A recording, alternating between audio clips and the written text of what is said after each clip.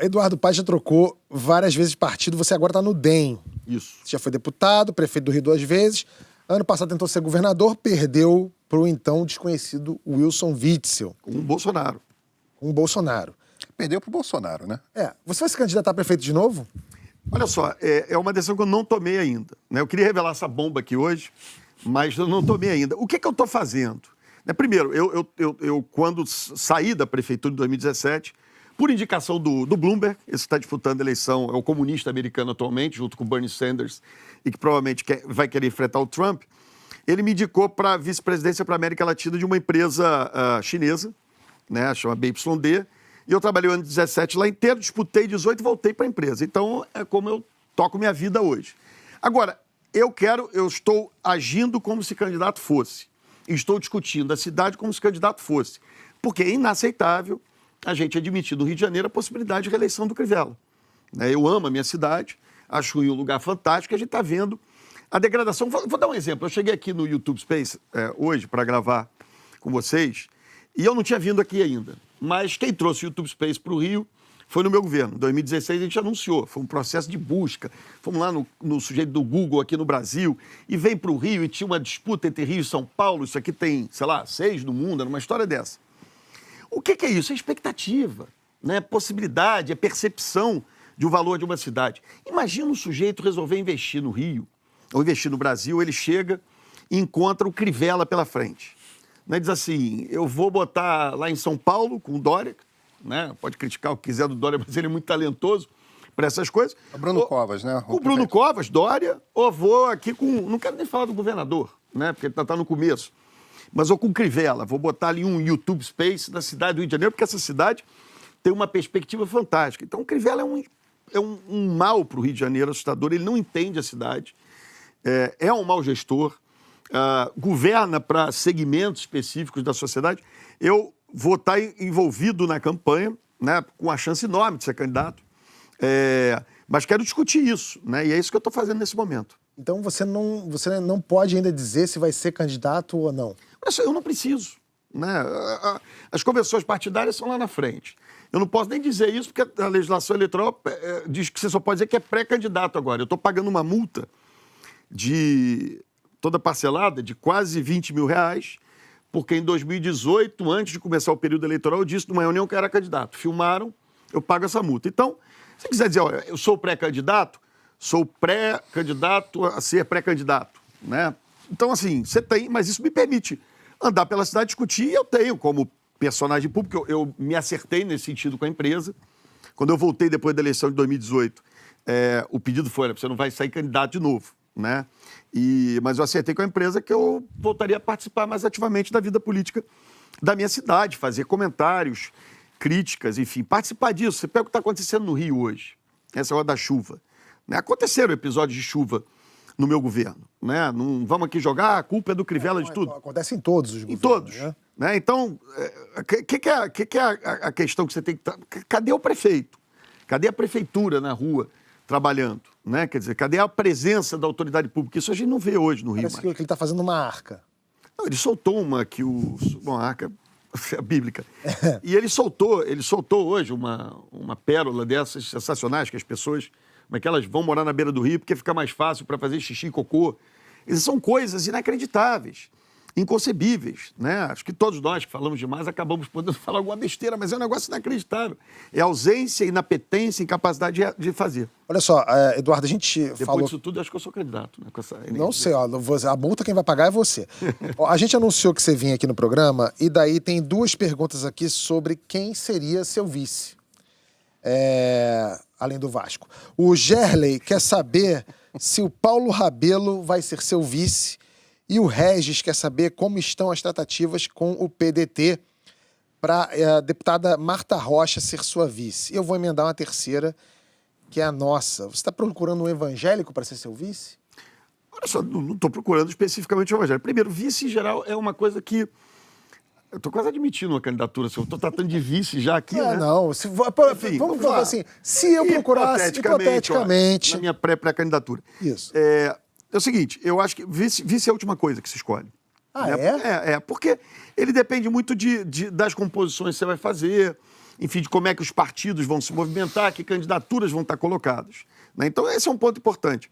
Agora, eu não exijo que seja um evangélico. Né? Se for, também não tem problema. Né? Eu acho que a boa qualidade do Crivella é ser evangélico. Ele não precisava só governar para a igreja dele.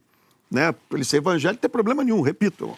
Ser um homem de fé é uma qualidade que o Crivella tem. O problema é que ele governa só para a Igreja Universal do Reino de Deus. Né? Quando ele ataca o carnaval, ele ataca por motivos religiosos, não há a menor dúvida disso. Então, esses nomes que se cogitam, né, são todos nomes de nome e qualidade. Estou mais candidato ainda, mas de fato, o Paulo Rabelo é um cara de muita competência, a Marta é uma pessoa excepcional, enfim, mas são discussões, coisas que vão acontecer ao longo desse processo. Bom, um dos grandes aliados do Eduardo Paes foi o ex-governador preso Sérgio Cabral. Cabral, vocês sabem, foi condenado a mais de 200 anos de prisão por ser chefe de organização criminosa, corrupção e lavagem de dinheiro. Em pelo menos 2 depoimentos à Justiça Federal, ele citou Eduardo Paes. Disse que na disputa pela prefeitura em 2008 comprou o apoio do Crivella ao Paes por R$1,5 milhão. O Crivella negou que recebeu dinheiro. Depois, ele disse que arrecadou via Caixa 2 para essa mesma campanha R$80 milhões. No entanto, a sua campanha em 2008, pelos dados do TRE, custou pouco mais de R$11 milhões. Eu vou te fazer 2 perguntas em relação ao Cabral. A primeira é, você está preocupado com a delação que ele assinou com a Polícia Federal? E a segunda é, como era conviver com a quadrilha do Cabral? Vamos lá. Primeiro, em relação a essas declarações, tem também uma declaração dele, ele é indagado pelo juiz Bretas, se eu fazia parte da organização criminosa dele, explicitamente diz que não. Né? Então, como você disse aqui no começo, eu passei por diversos partidos. Né? Eu comecei até no Democratas, que era o PFL. Né? Trabalhei junto com o prefeito César Maia no início da minha carreira como subprefeito da Barra da Tijuca, subprefeito da Barra e Jacarepaguá dele. Então, ao longo da minha trajetória, eu passei por diversos partidos. Né? Eu trabalhei com o governador do estado. Aliás, se quiser botar na minha conta, o Lula também, por favor, coloquem. A Dilma também, por favor, coloquem. Até Temer eu peguei, né? E peguei Pezão, Cabral e até um trecho do Dornelles, quando o Cabral... Mensalão, você estava lá brilhando no Mensalão. Não, Mensalão era deputado. Ah, é né? verdade. E é isso, eu me lembro na campanha de 2008... Só para não ficar a ambiguidade, ele era anti-Lula na época. Exatamente, exatamente. Eu era oposição, eu era deputado, meu papel o quê? Fiscalizar o poder executivo.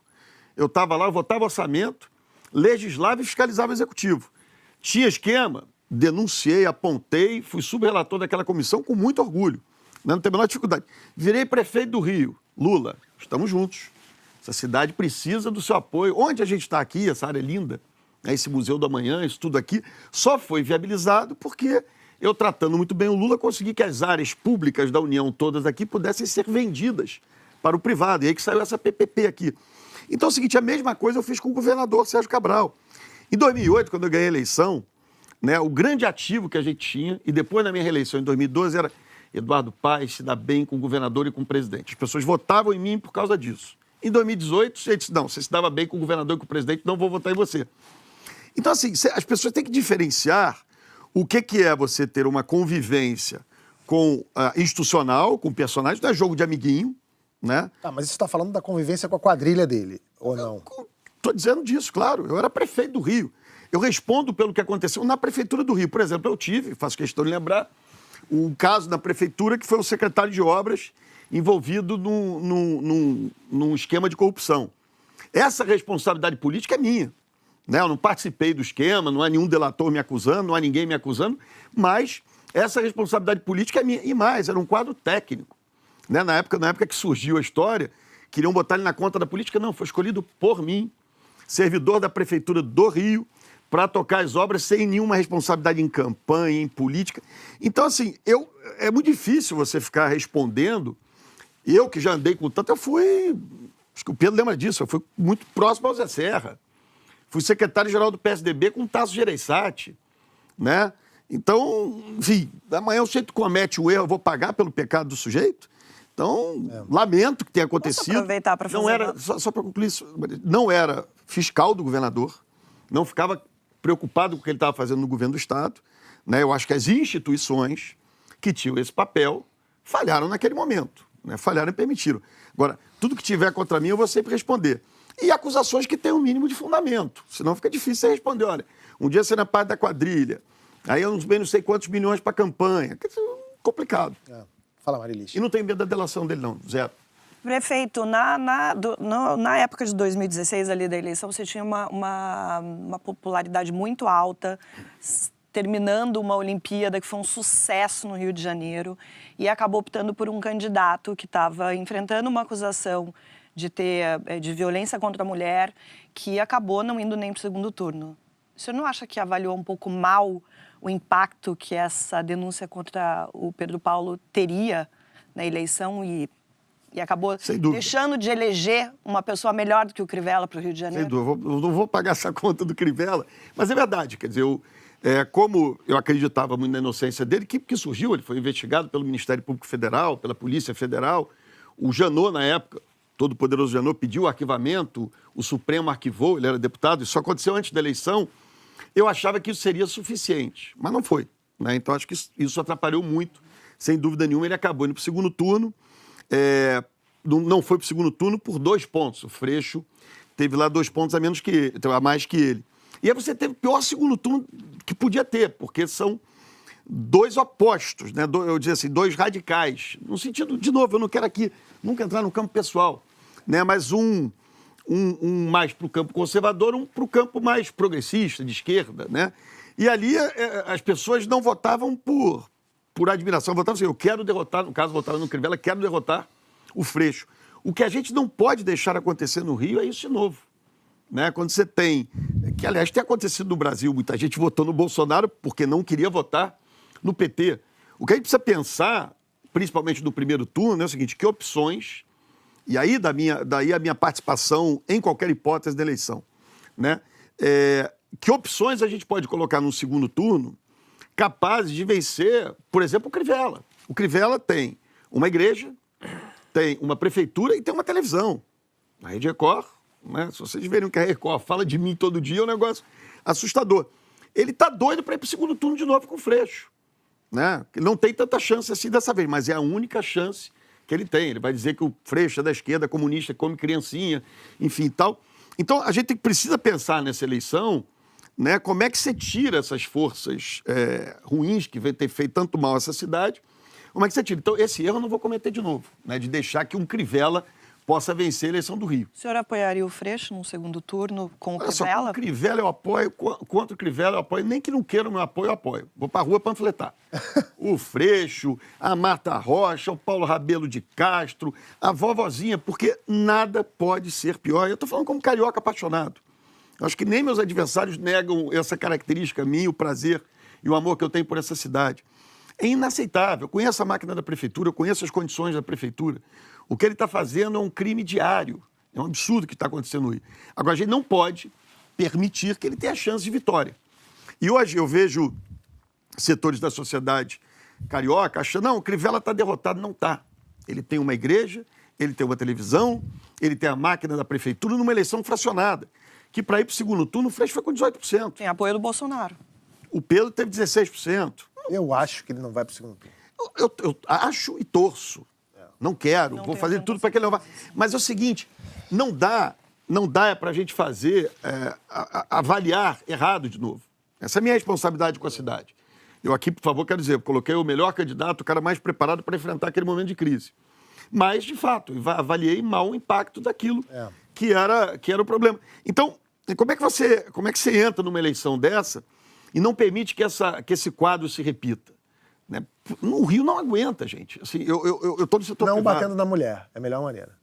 Enfim, isso é óbvio. Isso é óbvio e acho que ele foi inocentado. Enfim, mas acho que a Marilis a imagem ficou ruim. Então, não tem a menor dúvida. Agora, o que eu acho? Quer dizer, você vai vendo o que está acontecendo no Rio hoje, né? E, de novo, eu estou no setor privado, as pessoas estão indo todas embora daqui. As empresas estão indo todas embora daqui. E esse capital humano... Você está vendo uma concentração em São Paulo? Eu, de vez em quando, mando para o Dória lá um WhatsApp, falo, governador, calma, pô, não quer levar o cinema agora? Né? Quer levar... E não há nenhum movimento, nenhum gesto do prefeito, né, no sentido de atrair isso para a cidade. Então é muito ruim para o Rio. E no segundo turno, qualquer coisa no mundo, menos o Crivella. Não tem a menor dificuldade nisso.